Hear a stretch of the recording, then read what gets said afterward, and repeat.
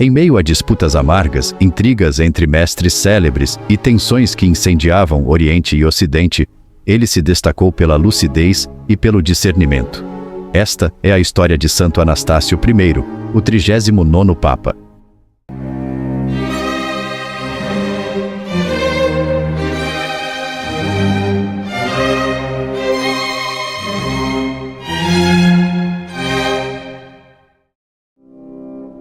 Na virada do século IV, quando Anastácio, romano e filho de Máximo, foi elevado ao pontificado, a Igreja vivia dias de tensão intelectual e disputas acirradas. Seu governo, embora breve, foi marcado por postura pastoral prudente e profunda atenção às controvérsias que ameaçavam a unidade da fé. Logo ao iniciar seu governo, Anastácio deixou marcas disciplinares importantes. Segundo o Liber Pontificalis, determinou que os sacerdotes permanecessem de pé enquanto os diáconos proclamavam o evangelho nas igrejas. Era uma medida simples, mas que buscava restaurar o respeito e a harmonia entre clérigos, num contexto em que tensões relacionadas à administração dos bens e à convivência interna criavam antipatias e desprezos mútuos. A ele também se atribui a construção da antiga Basílica Crescenciana, hoje difícil de identificar, e a prudente decisão de que nenhum clérigo, vindo de além-mar, fosse recebido em Roma sem cartas firmadas por 5 bispos, para impedir que maniqueus se infiltrassem no clero romano. Mas o grande desafio de seu pontificado veio do Oriente, a controvérsia origenista. A figura de Orígenes dividia profundamente os cristãos, com algumas de suas supostas teorias já tendo sido condenadas pela a Igreja de Alexandria, com a ratificação à época do Papa São Ponciano. O célebre mestre alexandrino era amplamente admirado pelos círculos mais eruditos, admiração essa, em grande parte, merecida, mas nunca sem certas reservas.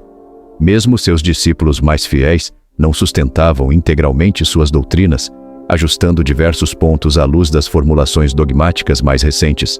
Em Alexandria e Antioquia, suas doutrinas despertavam reservas sérias.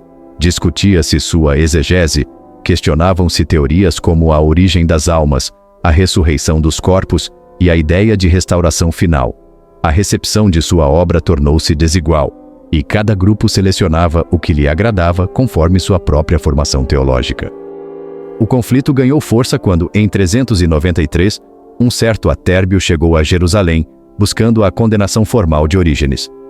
No ano seguinte, Epifânio desembarcou na Palestina e, combatendo vigorosamente erros antropomorfistas, passou também a atacar Orígenes. O patriarca João de Jerusalém, mais equilibrado, tentou impedir excessos, mas logo surgiram atritos graves, nos quais se envolveram inclusive São Jerônimo e outros eclesiásticos influentes.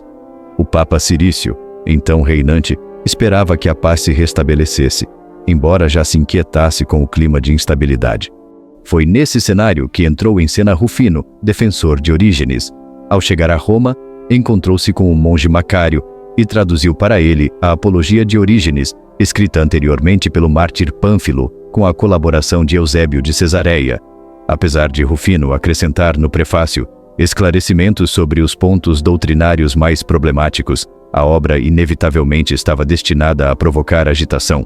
Após essa primeira tradução, Rufino apresentou ao público romano a principal obra de síntese do pensamento origenista, o Periarchon, sobre os princípios, ajustando as passagens que contrariavam a ortodoxia definida em Niceia. Em Roma, os amigos de São Jerônimo perceberam que o texto poderia causar inquietação no ambiente e encaminharam suas preocupações ao Papa. Cirício, porém, de temperamento brando e conciliador, preferiu não ampliar o conflito. Assim, quando Rufino partiu rumo a Aquileia, o pontífice ainda lhe entregou cartas de recomendação dirigidas ao bispo daquela cidade. Tudo mudou com a morte de Cirício, no fim de 399. Anastácio mostrou-se muito mais refratário ao movimento origenista. Informado das perturbações no Oriente, especialmente pelas cartas de João de Jerusalém, sentiu-se obrigado a tratar diretamente da atuação de Rufino. Sem emitir uma condenação formal, Anastácio pediu que o tradutor enviasse uma profissão de fé, o que ajudou a tornar sua presença menos incômoda no meio romano. Em carta enviada a João de Jerusalém, Anastácio expôs seu juízo com clareza e equilíbrio, Dizia ele: Orígenes é um autor perigoso. Se Rufino o traduziu para levar a detestar seus erros, fez bem. Se foi para lhe dar crédito, fez mal. Como se trata de intenções, só Deus é o juiz. O Papa não deve preocupar-se com a pessoa de Rufino. Não quer saber onde ele está, nem o que ele faz. Rufino respondeu mais tarde com sua própria apologia, o que desencadeou uma polêmica bastante desagradável com São Jerônimo. Enquanto Rufino continuou a se manifestar, o debate prolongou-se e somente após 10 anos ele deu sinais de ter deixado seus opositores no esquecimento.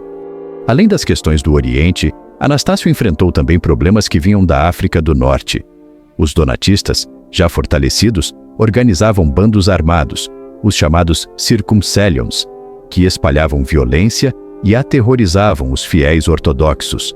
Em cartas lidas na Assembleia de Cartago, em setembro de 401, o Papa instruiu com benevolência e prudência como acolher no seio da Igreja os padres e bispos que desejassem abandonar o cisma. Afirmou que os batizados pelos donatistas podiam ser admitidos às ordens sagradas e que os clérigos donatistas que retornassem à comunhão eclesiástica poderiam conservar as igrejas onde já exerciam seu ministério. A tradição também atribui a ele uma carta a Venério, bispo de Milão, defendendo a integridade da fé professada pelo Papa Libério. Santo Anastácio faleceu em 19 de dezembro de 401 e foi sepultado em seu cemitério na Via de Porto, chamado Ursum Pileatum. Suas relíquias repousam hoje na igreja de Santa Praxedes, e sua memória é celebrada em 27 de abril. A tradição reconhece sua grande amizade com São Paulino de Nola e São Jerônimo.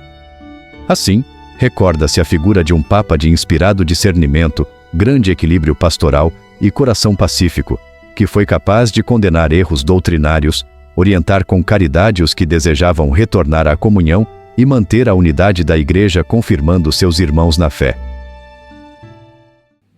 Se inscrevam no canal para acompanhar os próximos conteúdos. Espero que tenham gostado do vídeo. Se sim, deixem o gostei e compartilhem nos comentários.